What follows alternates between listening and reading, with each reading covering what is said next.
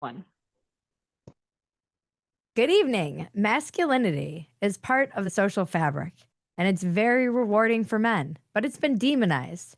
For the past 30 years or so, academics and activists have done everything to bring their male extinction fantasy to life. They have pushed the idea that masculinity is toxic. Their goal to feminize the Western world has been incredibly successful. Just look at the results of the elections last night. I only began to grapple with how toxic it's been when I started writing a column for Playboy back in 2015. I would receive brutally honest and surprisingly vulnerable messages from men who felt under siege. They told me about the mixed messages they were getting from the culture. Men need to shut up. Masculinity, all of it, is toxic. And yet, men also need to open up and share their emotions. Stop holding it all in. Some men would tell me they didn't even feel like they could open up to their wives and share their emotions. And in fact, when they did, sometimes the wives would call them weak or they would regret it or use it against them. I always assumed, incorrectly, that men had it easier than women. That assumption was so very, very wrong. Tonight, we're going to talk about men and masculinity with my guest, Adam Coleman, and with all of you. This is Real America with me, Bridget Phetasy.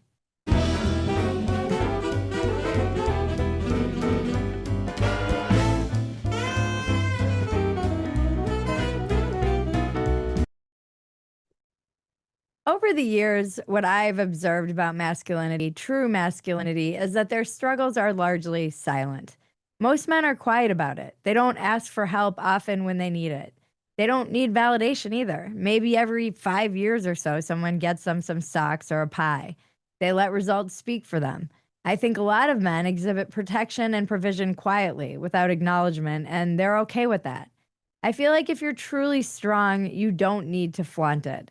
Same with wealth. I think masculinity is about being able to be the bad guy for the right reasons, taking the heat with clarity and conviction. Over the years, various feminists and professors in fever dreams have imagined a world without men, a utopia where lesbians guide the braless female masses in an endless parade of Subarus, a world without war, needless competition, without violence and sexual harassment, free of male energy. Women could finally live in peace. Without the patriarchy, who could stop us? It would be a communal world grounded in cooperation, acceptance, tolerance, and emotional complexity, where every decision is carefully considered and everyone is calm. We all know this is not true, but it would be a life without male chauvinist pigs. But none of this would work. First of all, women are very catty and they would destroy each other behind closed doors. Secondly, it's an insane thought experiment. The human race would vanish without men. Aggression would vanish too. And without that tension, there would be no progress. Masculinity, I love it. It's disruptive, it's loud, it's human. It's the jet fuel of men's impulse to explore the earth and then the ocean and then up into space. This insanity is what keeps us all alive. It's why we have planes and computers and air conditioning, of course. It's these brave men who have fought and died for their countries. No one questions if masculinity is toxic in the aftermath of a natural disaster when men show up to search for bodies in rubble, to rebuild broken communities. We've spent the past few decades asking, what is a woman? But nobody asks, what is a man? That's because, in many ways, everybody already knows the answer, even if liberals and leftists pretend not to. A man, a real man, a good man, is always the same since the time of monkeys. He's simple but ancient. And beyond this, it's hard to describe what it means to be a man, but you understand masculinity when you hear him say, no. We're going to talk about this and so much more tonight. I want to hear all of your thoughts about masculinity. I realize it's a very broad topic, but I really do want to know, what is a man? There's so much competing information, and a lot of this is playing out in our politics right now, this kind of war of the sexes. Tonight's guest is Adam Coleman, author of Black Victim to Black Victor and The Children We Left Behind. He has bylines in the New York Post, Newsweek, The Telegraph, and the Daily Mail. He founded Wrong Speak Publishing. The name is a playful and defiant nod at 1984's Wrong Speak, because his mission with Wrong Speak Publishing is to offer a platform for opinions and ideas that question the mainstream narrative. One of those forbidden topics is masculinity. And he's written about it from a ton of different angles. And every time his perspective is so solid. I really love Adam. And before we get to him and to all of you, some quick housekeeping. If you want to be called on, you need to be on Zoom, on camera, and you need to virtually raise your hand by clicking the reactions button. If you aren't on Zoom and want to be a part of our virtual live audience right now or in the future, click the link in the description below. Or to get the Zoom link, go to twoway.tv/Bridget Zoom. The Zoom link is the same link every time, our virtual diner, so save it somewhere, bookmark it. This is where we'll be Wednesdays. The voice of God you're hearing is Cousin Maggie. Hello, everyone. Some of you may already know her. She's my cousin and co-producer. We make a lot of other stuff together, probably too much, like Dumpster Fire and Walk-Ins Welcome, and all the other content you can find at Phetasy.com. Maggie is monitoring the chat, and if you have something to say and raise your hand, she is going to message you privately to find out what you'd like to talk about. She's going to help make sure we stay on topic, keep things focused. We can't guarantee that we'll get to everyone. We do our best. Don't be offended if she cuts you or me off. Everyone knows my number one rule is don't be a dick. So just be a masculine dick. Enough of a dick to keep things in check, but not too much of a dick. And now, a word from our sponsor, Quest. I'm trying to make my health a priority, and that's why I love Quest. Quest simplifies the medical testing processes significantly, especially if you're dealing with an HMO like I am. There's no more waiting weeks for an appointment to see the doctor and then getting a referral and waiting weeks more for an appointment with the specialist you need to see. Especially with the rates going up and all of the insanity, Quest is the best product. It offers over 150 of the same tests trusted by doctors, including diagnostics for specific ailments like STDs, chronic health conditions like heart, liver, and kidney disease, as well as testing that's almost never covered by health insurance, like if you want to get your fertility tested or your testosterone, guys. Check your prostates. I don't know. Quest, maybe you can't do that. Quest also offers broad packages of tests that go way beyond the standard tests you typically get in an annual medical checkup visit. Concierge medicine and functional medicine doctors charge thousands of dollars for these types of workups, and Quest offers them for the price of a night on the town. Your health and well-being are worth it. Visit questhealth.com and use the discount code REALNovember25 and get 20% off your purchase. That's questhealth.com, code REALNovember25 for 20% off. All right. I'm excited to get to it. We have so much to cover this evening. Where are all the men? My first man up to the plate, Adam Coleman. Welcome. Oh, we need you to unmute there, Adam. Oh, he's muted. Oh, and he's gone. He's like, I'm out. I'm out of here. Sorry, my computer is Oh, that's all right. on the other side of the room. No worries. How are you tonight? I'm doing good. I'm doing good. Thank you for having me on. I appreciate it. Thank you for being here. This is a topic that is near and dear. This is your wheelhouse, sir. You're a man. You write about masculinity. You write about fatherlessness. A lot of how this leaves men adrift. What is the state of man today? How just overview? You talk to men, you work with men. What's the sense? You mentioned before mixed messages. I think that's a big problem because they're having trouble figuring out how to interact, especially how to interact with women. There's a large portion. Obviously, we're speaking. This entire conversation is going to be very broad. Yeah. So if it doesn't apply, then don't let it fly, as they say. What I would say is there's a lot of lost men who are out there who don't know how to be men. And what I mean by that is they weren't trained to be men by other men. As a man, you're supposed to be guided by other men. You hear people say women can't raise a man. What they mean is women can't teach us how to be healthy, adequate men in its fullness, right? They can only give a perspective from a woman how they think that a man should act, and if he's able to accomplish that. But you don't learn how to become a mechanic from a chef. I think it's incredibly important for men to get that guidance from their fathers. And unfortunately, children like myself don't have a father that's in the home Or, and I think this is another really big issue, they have fathers who technically live in the home but work 60 hours a week. Or when they come home, they just watch TV and go to sleep. They're present but absent fathers, and Mhm. they never Mhm. teach their boys anything. They never teach their boys how to be confident. And actually, to kind of answer the broader question, what is a man?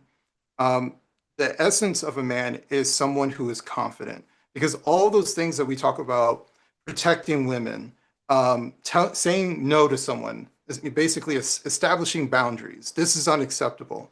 You cannot do that if you have no confidence. Like, Mm. that is why weak men get ran over, because they refuse and they're too scared to say, no, I will not tolerate this. And they become pushovers. And then they marry aggressive women who push them over. Then their kids don't respect them, right? So it just creates this entire thing. They go to work, no one respects them, right? They speak down to them and they never defend themselves. So the essence of being a man, it's like the glue that keeps everything together, is to be Mhm. confident. And part of the reason I say this is because I grew up for many years. My biggest struggle was confidence. Um, and when you're a little kid and you mess up, you want someone to say, "Hey, it's okay. Get back at it. Get back out there." Especially as a young man and your father telling you that. If you have your first breakup, you don't want to think that something is wrong with you. That's why she broke up with you. You want someone to say, "Hey, man, it happens to us all, right? It's okay. You're not broken. It's all right." You Yeah. need that. And I learned a lot from what I was missing by raising my son, and Mm. saw how me being there and me being prepared for when he entered his teenage years, and teaching him things and pulling him to the side, and we talk about these things and I share with him stories so he understands he's not alone. When he does a good job, tell him, great job. If he messes up, it's all right, man. Just keep going at it. You got this. I believe in you. That that is like a massive boost to a child, a young boy. And so when now my son is 20, so when he's out in the world, he has that confidence. So when we talk, he's not speaking, with being unsure if he should do this. It's, I want to do this. I'm going Right. to do this, right? And he always can come to me to ask questions and things of that nature, to reinstall that confidence if it drops a little bit. But he has a healthy amount of confidence while also being a polite man. There's a difference between being a nice guy and a polite man. And he's a polite man. He's a polite young man. Yeah. I think it's something that's so interesting too that I've noticed and especially around the last election and past decade or so, part of the thing that I think pushed suburban moms right in particular, in 2024, not this recent uh, knockoff election or whatever. The thing that pushed them that way was that they're raising boys. So it's very challenging to raise men in a society that's also demonizing men. And people Right. think, oh, this is just men getting mad about this.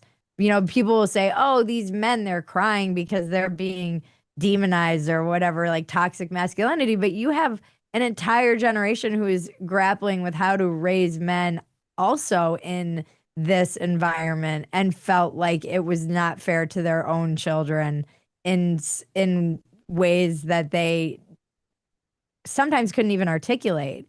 So it Yeah. wasn't just dads and boys who were feeling this pressure, but also it's not like women are just raising women out there. They have sons. Right. Yeah, you're absolutely right.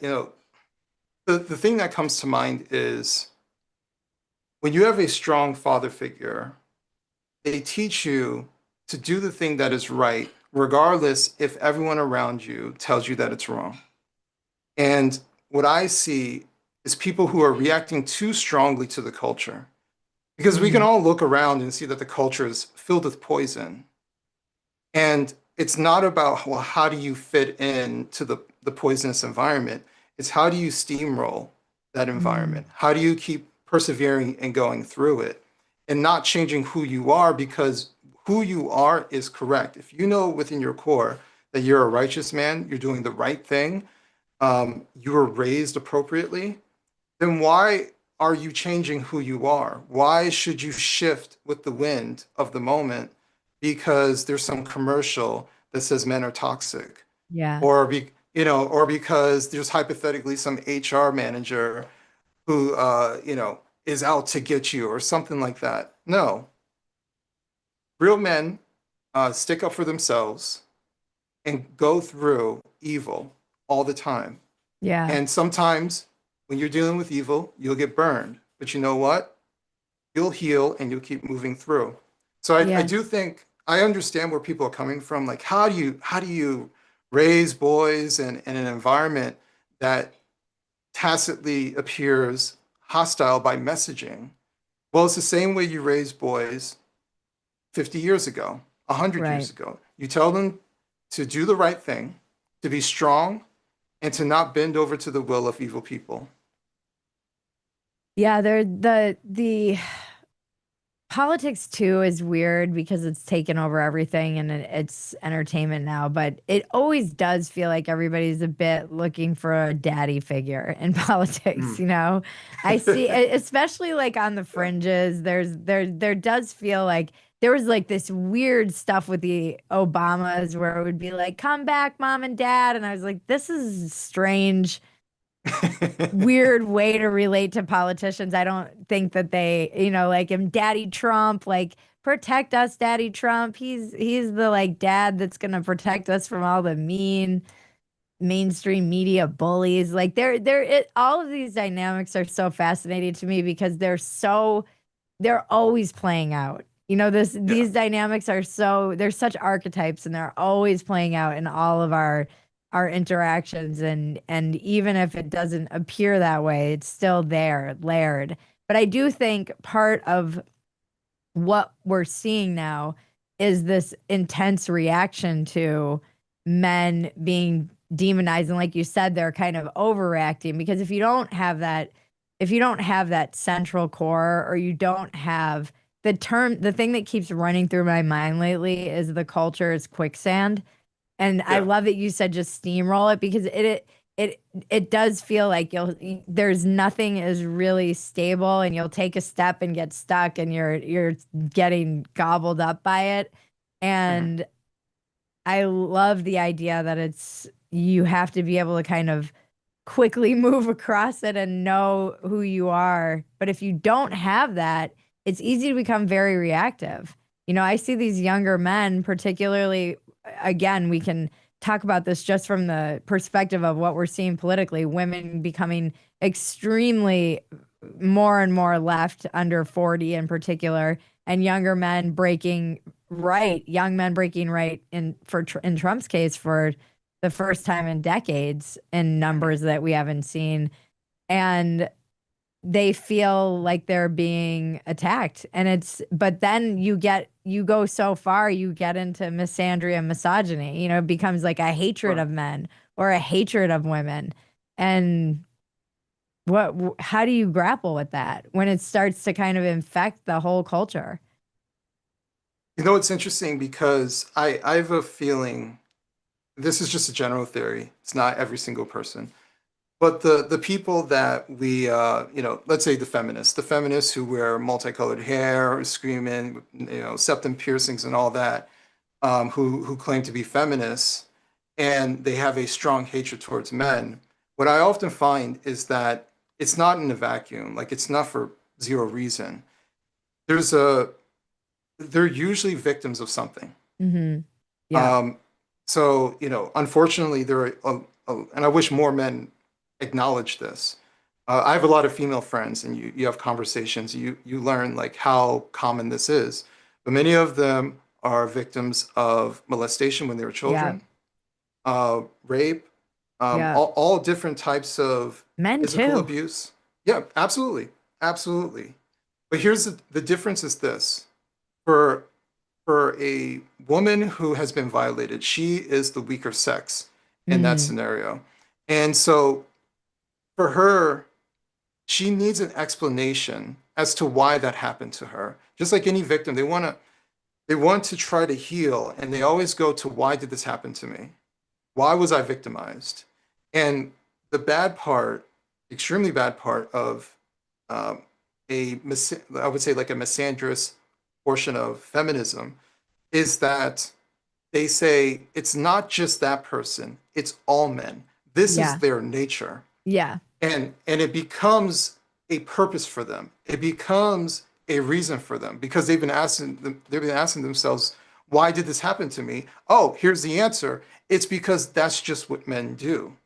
And then they build this fear and animosity towards the opposite sex. So that's on the female side when it comes to feminism. But I also ask the same question when it comes to these young men. How come some of them go to the extreme of actually being misogynist, right? And I don't use that word lightly. I don't Yeah. throw it around left or right, but it's a strong animosity. They're quick to say women just use you, they take all your stuff, da, da, da, da, da, right? And what I often find is when people speak, especially with like strong declaration, it's often about them, right? It's Hmm. not about the issue that they're talking about because they'll say like, yeah, don't date women because they'll use you, they'll sleep with your friend, and they won't return your motorcycle. And it's like, whoa, whoa, whoa, this sounds very specific, man. I think you're dealing with something, and you're projecting it on the rest of the audience. And Yeah, if I can give you like a quick example, of course. there's a I'll call him a YouTuber. There's a YouTuber who is all about men going their own way, being monk, don't have sex with women, don't interact with women, just escape from the society, right? And as time would go on, I'm a consumer of all different types of content. As time would go on, you find out that he was married a couple times, and then you listen, and then one of the times he explains, well, one of my wives was a stripper, and I'm like, You're like, wait a minute, oh. wait a minute, man, like you married the most high risk person for marriage. Like, why would you do that? And so, because that was a poor decision on your part, and it's not to say like strippers are bad people, but like we all do like a risk analysis, Yeah. right? If you date a guy who just got out of jail, that's a high risk that this is not going to work out. So you dated a high risk individual. It didn't work out. Shocked, she cheated on you. And then you say, swear off all women because they're all bad. This is a person who has not healed. And it's not right that she did that. So I'm not excusing her behavior. But we also have to be accountable for our choices, right? You pick this individual. You decide to put a ring on her finger and marry her, right? So you're also equally responsible for your choices, even if they're bad choices. Yeah. And that's the part of manhood I think is being lost when you have these guys out here feeding them nihilism about the opposite sex. Meanwhile, and on top of that, they say women are never accountable, but this person is never accountable for his mistakes Yeah. because he willingly made this choice to marry this type of person, and he is shocked that he got burned. So I think it's really important about the advice that we get from certain people who have not healed. You don't take advice from people who are unwell. So much of the stuff too that I look around and I don't want what a lot of these people are offering. So it might be, and I do think like some of it is some of the stuff is like edgelording, which is Yeah. just men acting out and because they're not driving around breaking mailboxes like they did in Dazed and Confused and like we did in the 90s when you would like randomly vandalize an abandoned house because you could in the Mhm. woods or whatever. This is like that kind of drive-by mailbox smashing. This is my gut instinct about it. I don't know that it's true, but it does seem like this kind of online vandalism, that instinct that you have when you're like a teen to like go, you're crazy, you know? It's funny Yeah. how much you forget what it's like to be a teen when you get older, and then you're like, oh God, it's just your brain is being bathed in hormones. You're out of your freaking mind. You're at the peak of like all of these things are peaking, and if you're not going outside, interacting with one another and interacting with the world, you're going to take that out online, and it's even easier to turn people into caricatures.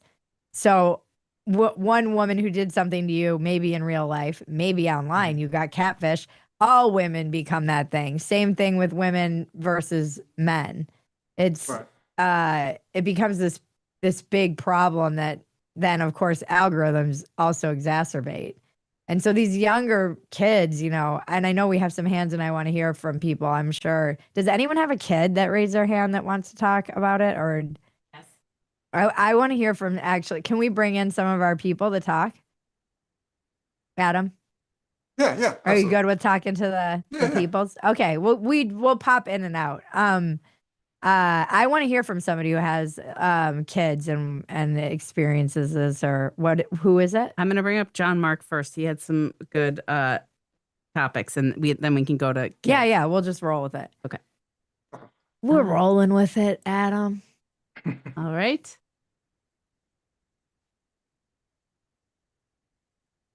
There we go. All right. Good afternoon, Bridget, Adam. Oh, it's radio voice. That's radio face. That's right. Thanks for having me on again. And You're I do always have a Radio son. welcome. voice, not radio face, just so we're clear. Well, my dad used to say. But yeah, I also have a son, so this is a pretty important topic to me. I have a son and a daughter. My son's in junior high. And what I wanted to say has to do with where I first started to hear the conversation around toxic masculinity. And if I recall correctly, it kind of came out of the, well, I always called it the Pound Me Too movement, because that's not a hashtag, that's a pound sign. That's a terrible, terrible name to call it, but still pretty funny. Pound Me That Too. did always What? crack me up. So I saw it kind of fall off from the hashtag Me Too movement. And it started this conversation of like, well, we have the Andrew Tates of the world, we have the Harvey Weinsteins of the world. I would agree that that is toxic masculinity. That's somebody using their position of power and their manliness to subjugate women and what have you. But the problem, I think, became that toxic masculinity as a term never became clearly defined. So it became this umbrella term for whatever somebody didn't like that a guy was doing. It could be anything from sitting with your legs open on the subway to, being outright misogynistic.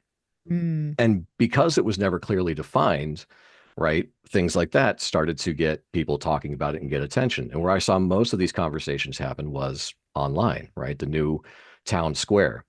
And the algorithm, as we know, has an enrage to engage model. So I really think there was an element of these fringe ideas that weren't necessarily held by everybody that were getting more and more traction, more and more airtime, so to say, that had us start to believe, as Dave Chappelle would have said, that the extremes are the norm, right? And with that, around the same time, if we're talking 2010, 2012, that's when I started to also see more conversations happen around non-binaryism, gender confusion, right? This disassociation with anything to do with gender identity. So I wonder and I'll make a point here in just a second that also ties into my son. I wonder how much of this, this cultural shift towards an online spaces referring to these elements that we've traditionally associated with masculinity as now being a toxic trait, right? Because it was fine when we were talking about, sexual assault or misogyny or things like that. But then we start saying, oh, well, going to the gym or, Right. Eating red meat. Hunting, all these things that we valued as a species for thousands of years, all of a sudden are toxic, right? And you have a young kid developing in school where, the majority of teachers are, and I'm dating a teacher. My ex-wife is working to be a teacher. I know I have a lot of teachers in my periphery. They all have great intentions, and summer's off. But those good intentions, the road to hell is paved with that. So I can see how this can start to spiral, where you've got a kid who's like, oh, well, I don't really identify with being a boy. I don't, these masculine traits of playing sports and roughhousing and this and that, I don't really feel that way. And I can see how that well, maybe you are non-binary. I could see how that trying to help the child slips in, right? But I wonder if elements of, gender identity and young people moving towards non-binary identities, or even in some cases transgenderism, tie into the way we've had discussions around traits of being a traditional male as being toxic. Yeah, there was a whole giant portion of my monologue that I cut that addressed this, and I was Mm, it got because it just felt like too political, and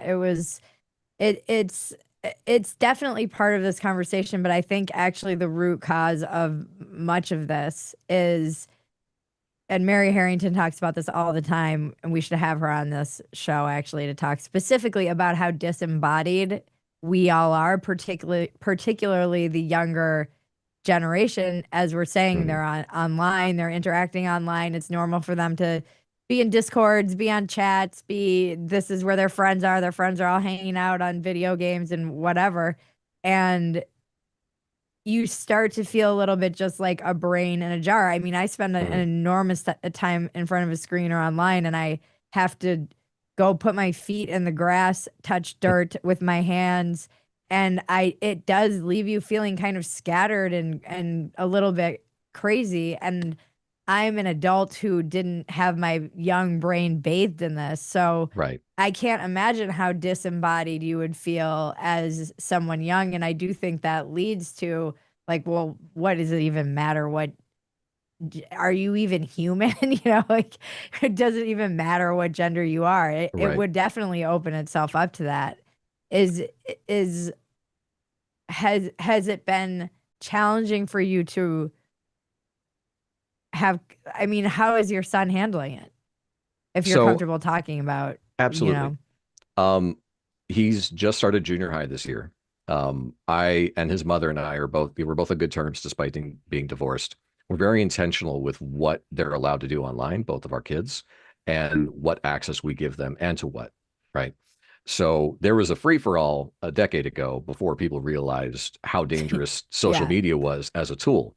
And I yeah, think it's interesting, and I refer to it as a tool because it is the most powerful tool that mankind has ever created.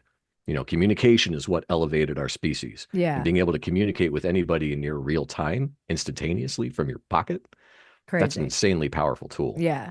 But as it's in its infancy, so is our knowledge of how to use it.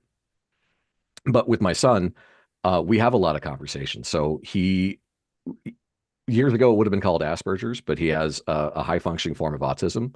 And it's interesting to note that I saw a researcher talk about kids who are neurodivergent being younger, more likely to be non-binary, because in their very logical oriented brain, like, well, I don't fit column A, I don't fit column B, I must be something in between, right? I'm Right. neither, right?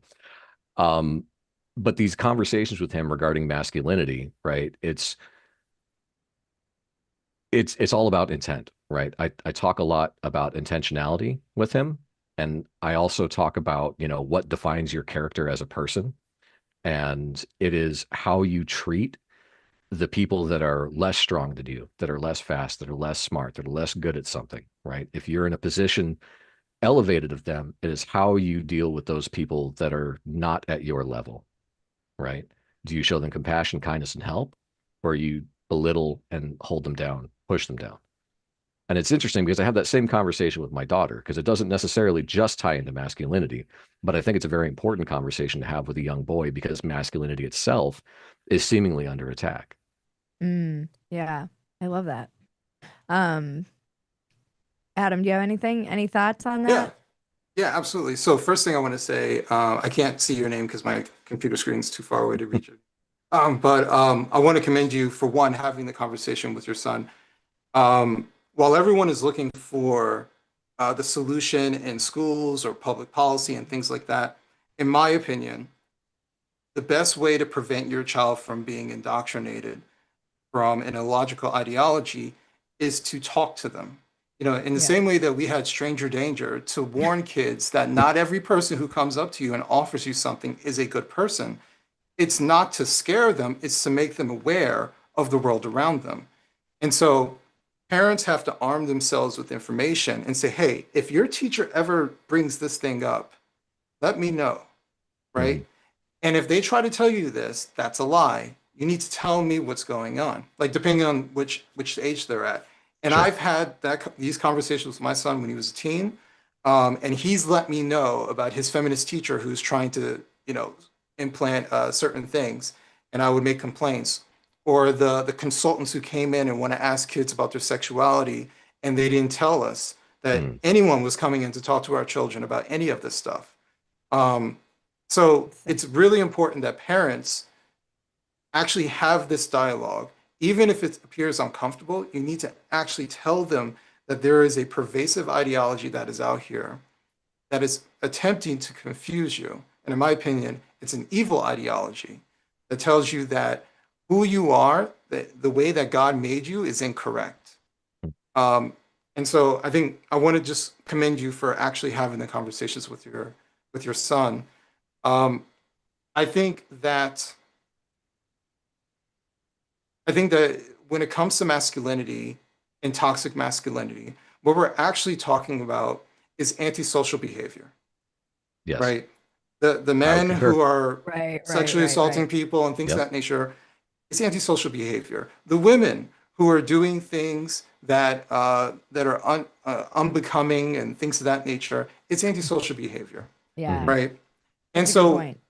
I think that unfortunately the term toxic masculinity is in the lexicon. So now this is how we refer to things.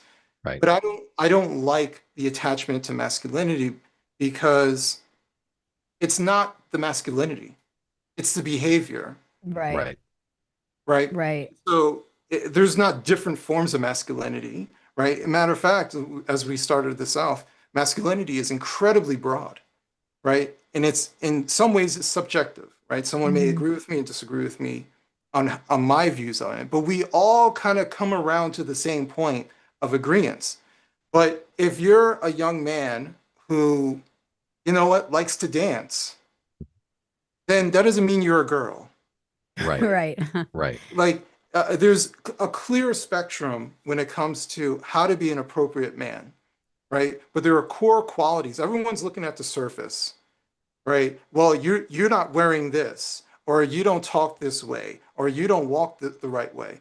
But what are the core elements of it? It's all beneath the skin, right? It is all in our conduct and our character.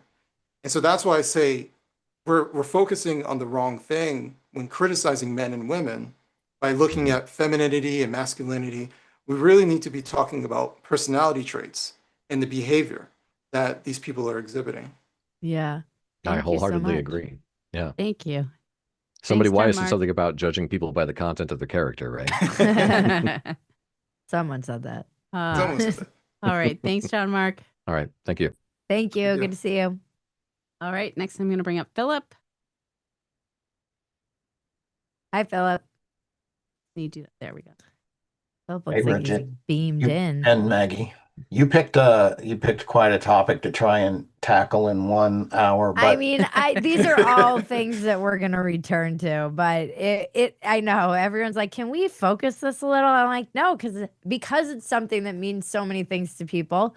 I think it's good to kind of keep it broad and catch, well, like, it's fun improv exercise. so my parents were divorced, and I learned a lot of what it means to be a man and what that, my take on it from my maternal grandfather, actually, who was a civil engineer who worked on the Manhattan Project and, was had his tools, and he was the stereotypical man and took me to the gym, taught me how to work out when I was going into middle school and helped me get on the football team, kind of all the stereotypical stuff.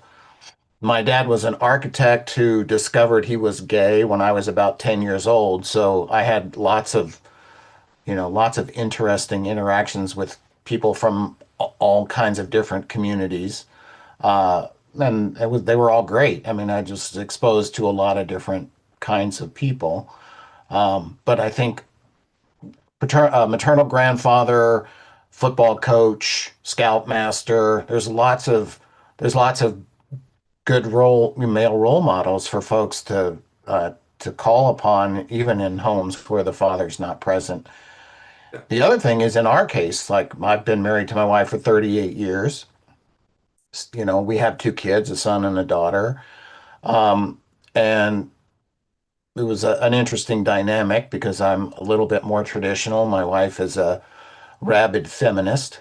And when I would try and lay down the law with, with my son and establish boundaries and get him to do his homework instead of playing video games, she was always the one to let him get away with stuff.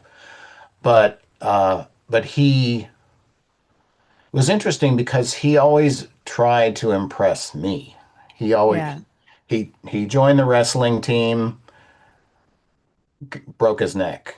He tried to play football, um, was third string, but he always tried. But a category of men uh, doesn't serve the purpose of figuring this out because there's a wide distribution. And even though his intention was to be kind of a typical, you know, athlete male, he ended up being an actor and a singer and a electronic dance music producer. He's almost Yeah. 40 now, um, but just people have their own destinies, I guess. And Yeah. even though he was motivated to try and be more typically masculine and male, he ended up being, very artistic uh, and successful, but just not in the kind of typical way. But I think what I learned about being a man is, my maternal grandfather always said, "You're only as good as your word." Yeah. So I think that's the fundamental thing is a man keeps his promises, I even love after 38 years of being married to a rabid feminist. that. Would she appreciate you calling her that, Philip? Yes, she would proudly stand up and say, "That is me." After 38 years, I'm sure she knows. All right. Thank you, Philip. Thank you so Sure. much, Philip. Thank you. All right. Next, I'm going to bring up Deborah. I love hearing from everyone. Uh-huh. Hi You have the there. nicest audience. Oh, there I am. Hi. Hello. Adam, I How love you your doing? work. I was so excited to see you were the guest. I don't have kids, but I've been very concerned about watching youth and the fears both sides have of each other. People either just becoming sort of like incels or femcells or going to porn or OnlyFans, like these extremes.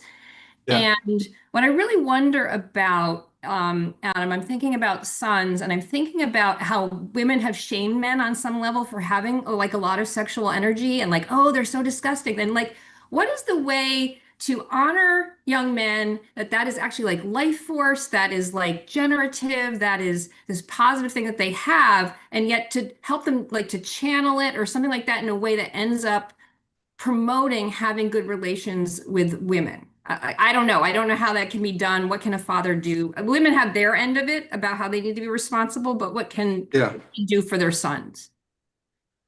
Well, I think, all right, so there's a couple things that come to mind. One, purpose is incredibly important to men. We need a purpose. We need something to focus on. In many ways, we are our work, whether that some people agree with that, some people don't. Some people take it to the extreme. When I'm saying these things, I mean it in a healthy balance. But you need, as a man, you need something that helps, you need something to focus on. Because otherwise, right or wrong, in many ways, you feel like you're worthless.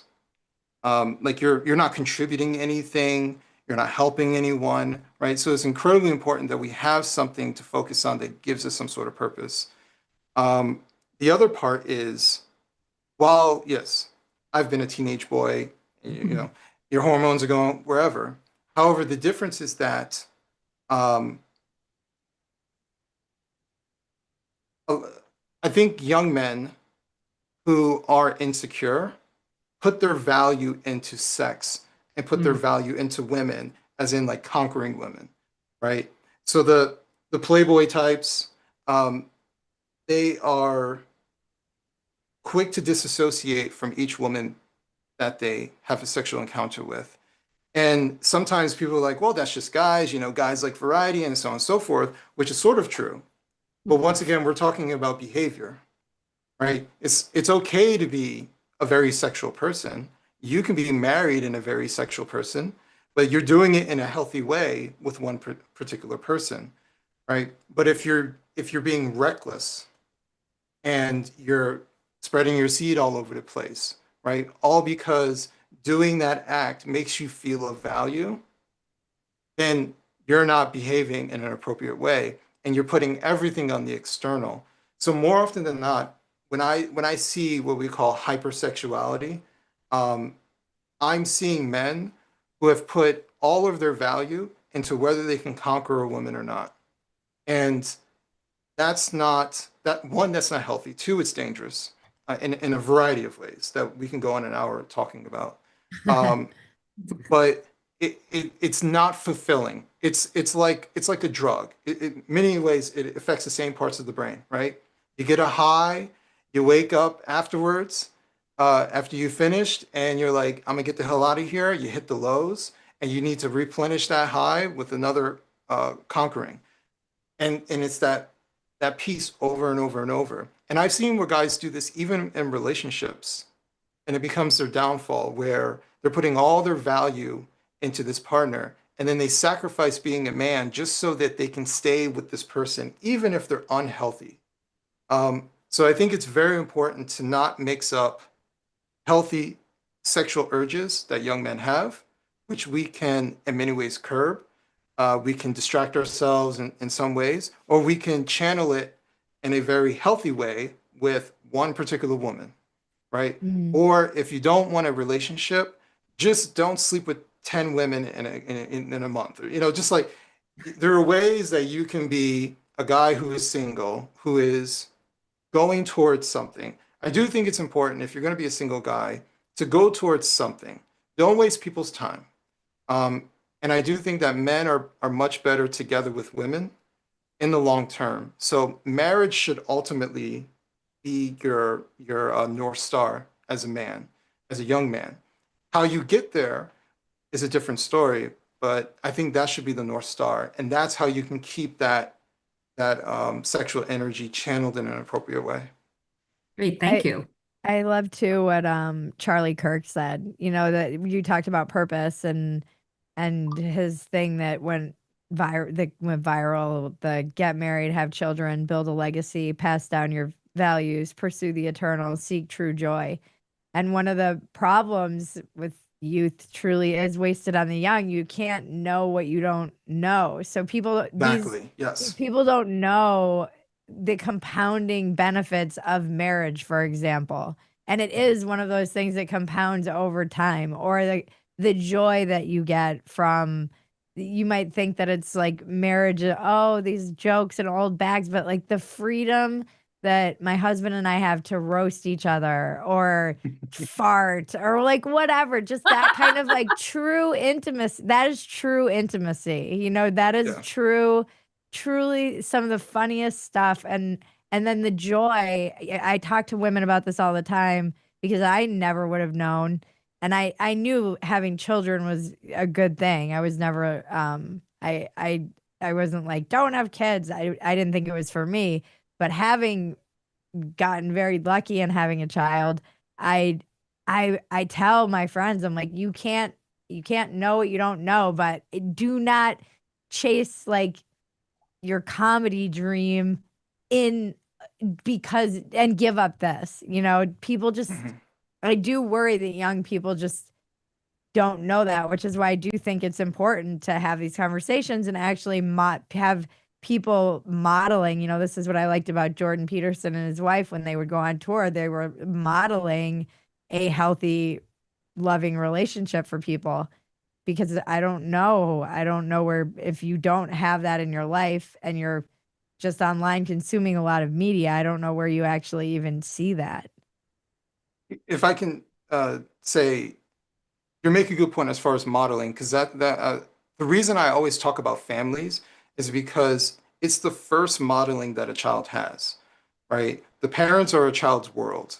And the father who was up here before, who said, my son was always trying to impress me, right? And it's because you're his idol, Right. right? Mhm. For the most important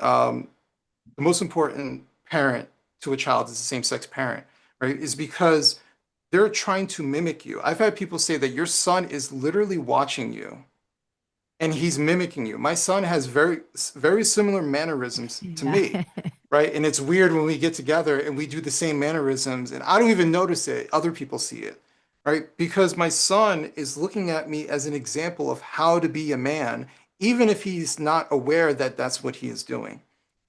So many of the things that we're talking about, like we need to have more conversations. The reason we're having more conversations is because there is a lack of a model for many of people. So when I talk about family separation, this isn't a new phenomenon. I can go back even in my family, two, three generations of some form of family separation where the kids are lost. I have an uncle to the day my grandfather died was still trying to get in his father's life. Mm. And this is a real thing, and these people are feel lost, and then we wonder why so many people are getting addicted to drugs, why so many people are chasing a short-term high.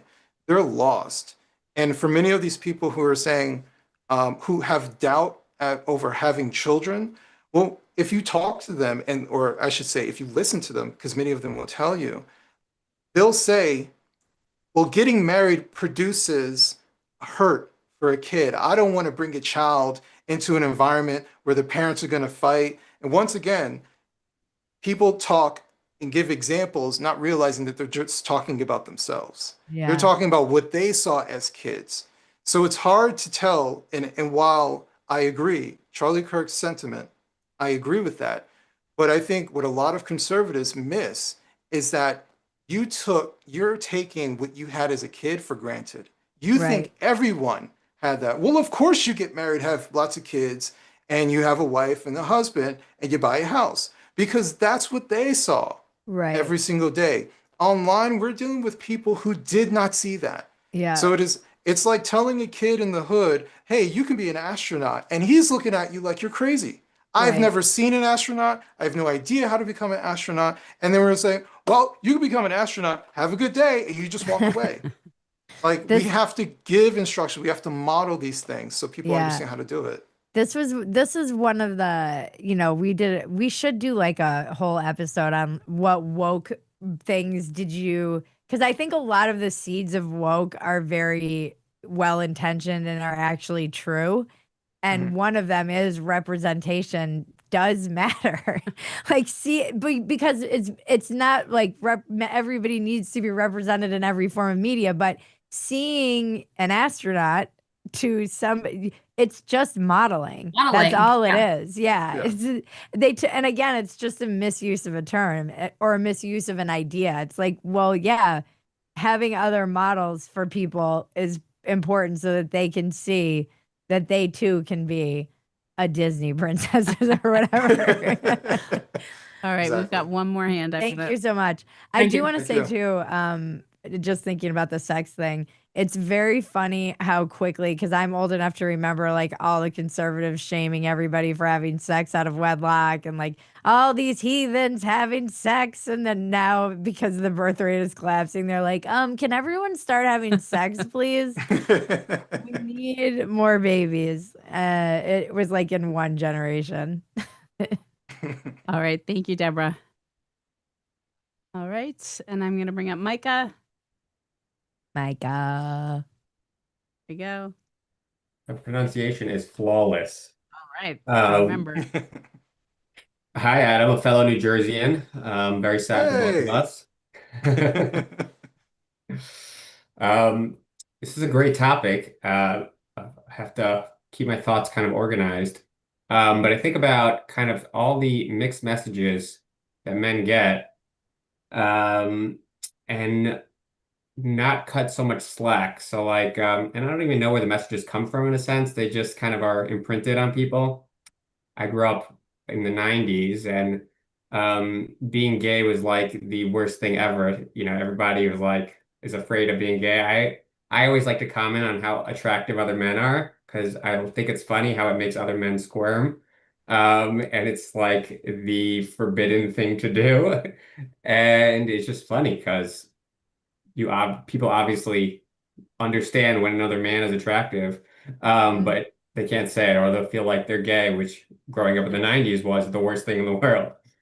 And there was just a lot of confusing messaging around like man up, and then people grow up and their girlfriends and wives want them to be vulnerable. And it's a very hard thing to square. It's kind of like you gotta be a man, don't cry, but But do also they show your feelings.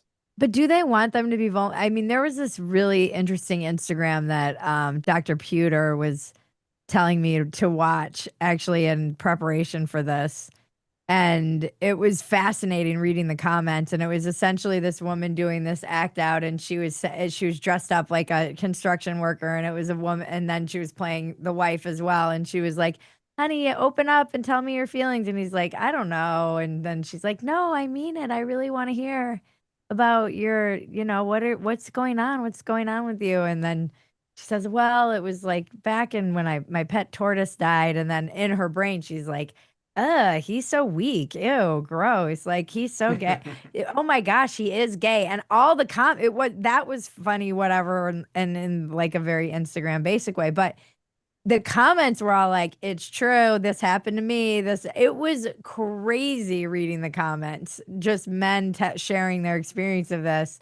And so I think the that is fascinating because I'm not sure that women are sure how they feel about it. Yeah, I've Even heard when that I from was a writing for therapist. Playboy, I think I wrote a piece that was like, "When men cry, I don't feel safe." That's great. Yeah, I heard that from a therapist that she was saying how women often in sessions are asking a man to open up, and then he does, and they don't particularly like what they hear. So it doesn't work out so well. So yes, it definitely depends on the situation, but men are definitely in a bind. Yeah. To this day, I really don't cry like almost never, basically, because it's so ingrained in me that that's like just not a manly thing to do. And as an adult, I was like, I think an older mentor said to me, like, it's good to cry. It's like, all right. I was like, men don't cry. What are you talking about? I'm not a baby. Um, so I don't know how to escape that. And then there's kind of the overcorrection. I come from a Yeah. very odd family. My father's a kindergarten teacher to this day, which I get different reactions. Some people naturally assume he's a pedophile. Other people think it's sweet. He is very sweet, also very feminine. So he wasn't like a very masculine role model. I texted my sister recently, and I was saying that when kind of I'm feeling down, I'll watch like these movies with a very strong male lead, Indiana Jones, a lot of things like that. And she's very lefty, so she was like, "Oh, okay, maybe you should like think about the gender spectrum and things." I was like, I don't think that's what I was going for. That's Um, funny. yeah, so it was a bit of an overcorrection, and it just feels it's just like everyone's missing the boat. So yeah, I think actually, and Maggie's gonna laugh when I admit this again because I've been obsessively talking about it all week. But I think the thing that inspired this topic is that I've been watching Mad Men for the very first time. Yeah. I that's a never 90s watched it. man. Oh yeah, And now I'm earlier, like, yeah. yeah, it is funny. I was like, how did this even get made?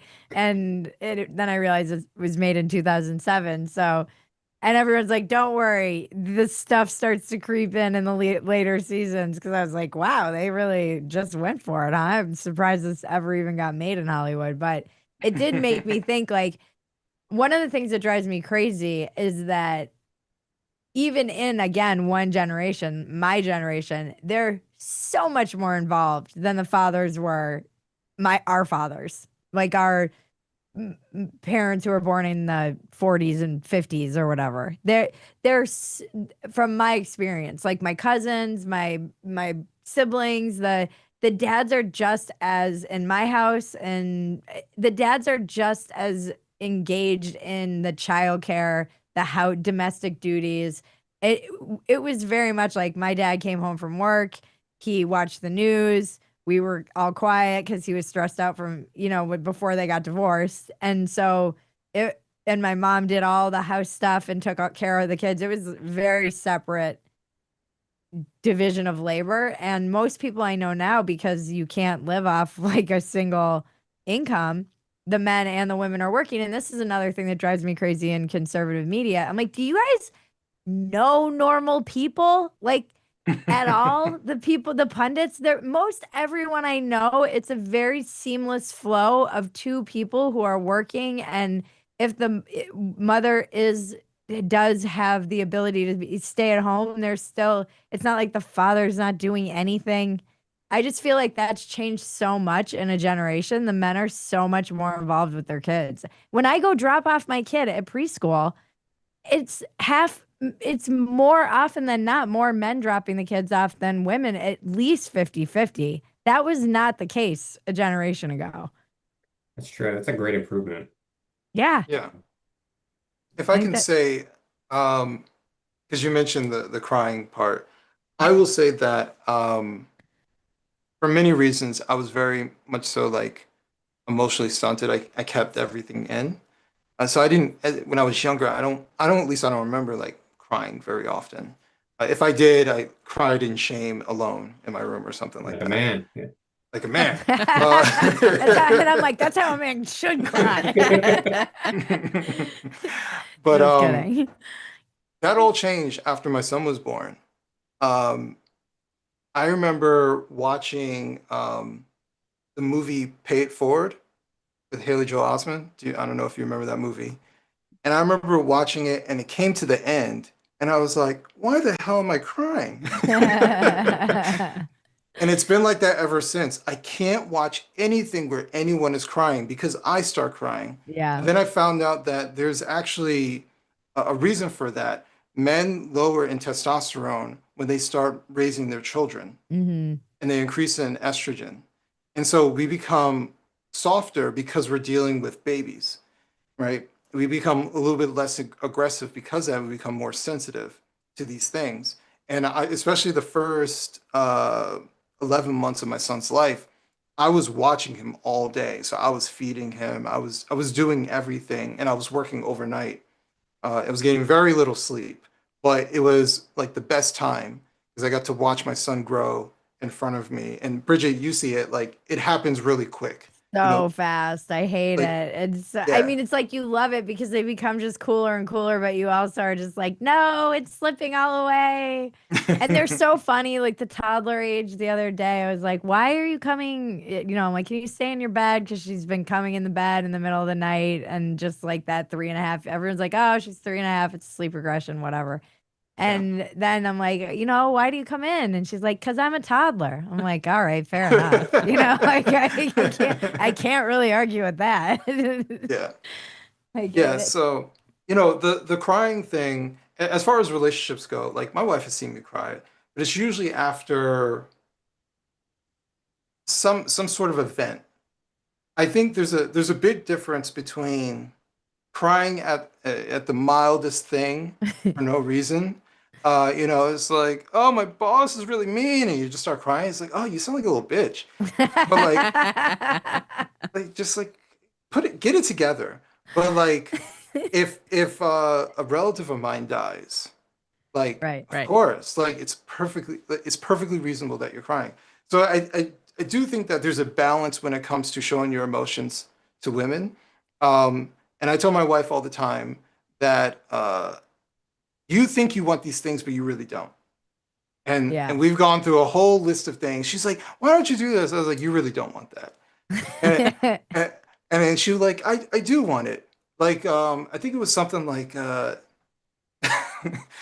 um, why aren't you excited? Like Bridget, you've probably done this to your husband. You're like, oh, I just found this deal on this thing, and I'm I'm not the looking at her shopper. like, you're not the shopper, okay? Where you can imagine like the my wife coming to, I found this thing. This is amazing, so cute, and I'm just looking at her like, yeah, I'm sure. And she's like, oh, you're not as excited as I was like, you don't want me to be. Yeah. And then one day I was like, "Oh my God, you found a really good deal." And she was like, "Ew." I was like, "See, I told you."